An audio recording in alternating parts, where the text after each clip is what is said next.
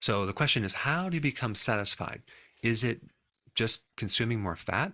Is it eating more nutrient-dense foods? Is it making sure that your digestion is working, like you have enough bile to extract these fat-soluble nutrients? And these are all things that I've talked about in other videos, but I haven't talked about the biggest thing that's going to satisfy your hunger. And this is based on a recent book with some fascinating new information. I'm going to put that link down below. But this book talks about this one concept called protein leverage hypothesis. And basically they studied insects, and they found that certain insects will continue to eat until their protein requirements are met. And if you put these insects on a low protein diet, they will overeat, okay, to get that protein need. And this is very interesting because one of the advices that I give people is to make sure you have your salad first before you consume your protein, because if you have your protein first, the odds of you finishing that salad are much less. So protein tends to make you satisfied, and it's really not the protein, it's the amino acids in the protein. So let's just take a look at protein and what actually it does for your body. Well, number one, it replenishes your muscles, your ligaments, your tendons, your collagen, your skin, your bone, but not just that. All of your enzymes, not just for digestion, but all the biochemistry is made with proteins. Your cells are made out of proteins.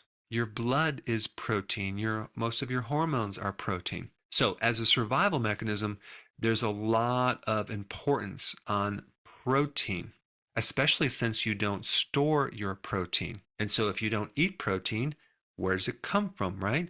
Well, it comes from your muscles, but not initially, okay? When you do prolonged fasting, where does a lot of your protein come from? It comes from damaged protein.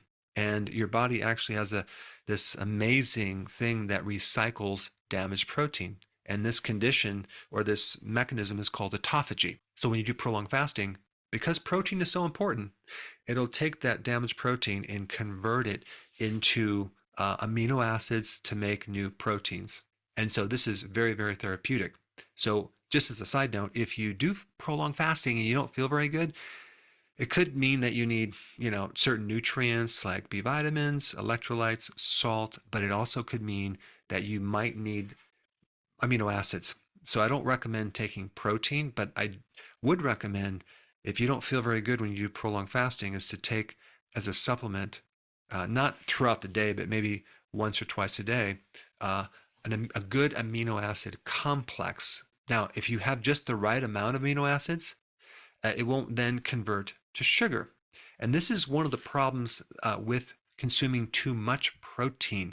The excess is not stored. It's converted to sugar. And so if you eat just the right amount of protein that your body needs, it will replace the body tissue and give your body what it needs, but without turning it into sugar or fat.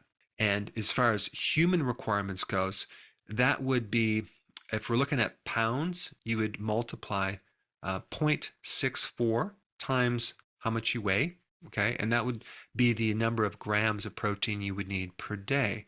If we're talking about kilograms, you would multiply 1.6 times your kilograms in weight, and that's how many grams of protein you need per day. Now, that's just on average. It could be a little bit more if you're younger and you're an athlete, could be a little bit less. Now, what's really interesting about this whole topic is recently I bought 2 horses, right? Because I live on a farm. And trying to figure out what to feed a horse, because going into buying horses, there's a couple of conditions that everyone says you have to be careful not to overfeed them, because they get things like hay belly, where their belly becomes extracted because they're eating too much grain. They might get this condition called laminitis, which is like this inflammation of their foot, which in humans would be comparable to having this inflamed tissue right beneath your fingernail that's connected to your finger. Could you imagine having that inflamed and trying to walk on it? And so a very severe form of that is called foundering, where you have this inflamed foot, and then all of a sudden this horse can't walk. And then you get what's called a lame horse, which is a very terrible condition. So I wanted to know a little bit more about what's really behind all this stuff. So I found a fascinating vet that doesn't recommend feeding your horses grain. And apparently, and this all makes sense to me because I'm in the health field, the arthritis that the horses get, the ulcers that they also get, is all coming from either too many grains or when a horse is put on new spring grass. It's very, very high in fructose, where if you eat too much fructose, you can get inflammation and create all these problems. It happens in humans all the time. We're on this fructose diet and we have way too much of it. Well, horses are the same thing. Normally in the wild, the horse is not confined to a barn or a pasture. They're able to travel, migrate, and eat not just grass, but eat legumes and other things.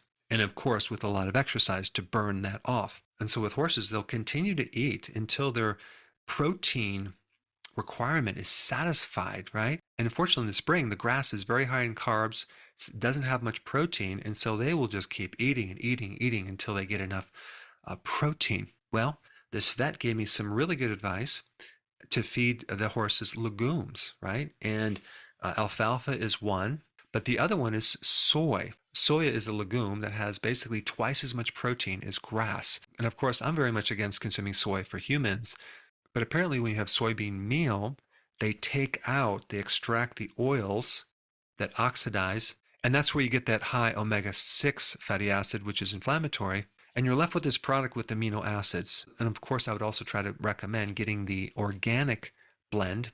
But the point is, if you feed these horses legumes, right, they'll get the protein and they won't overeat. And apparently he's been doing this for many years, working with lots of clients, and has had a lot of great success with these problems with horses. So the same thing that's happening with humans is happening with animals. For some reason, we have this idea we have to feed horses grains and they have to be in a barn and they have to do this and that. But you just want to look at nature. What do they do in nature naturally? I mean, when someone goes on a diet, what do? They search out how to do a diet. They go to Google, and to handle an appetite, they'll say, well, make sure you drink more water, eat more fiber to fill you up, and make sure you have a lot of small snacks through the day to prevent overeating.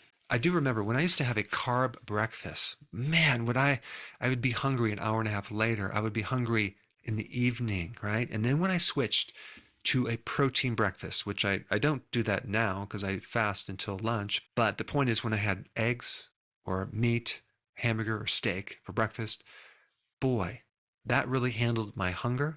I was satisfied. I felt the best. And that was simply because I was achieving my protein requirements without going over the requirements, just had enough, and I did really well. Now, just to fully grasp this information, it's really important to understand the translation of those grams into quantities of protein. And to get more information on that, I put this video up right here. Check it out.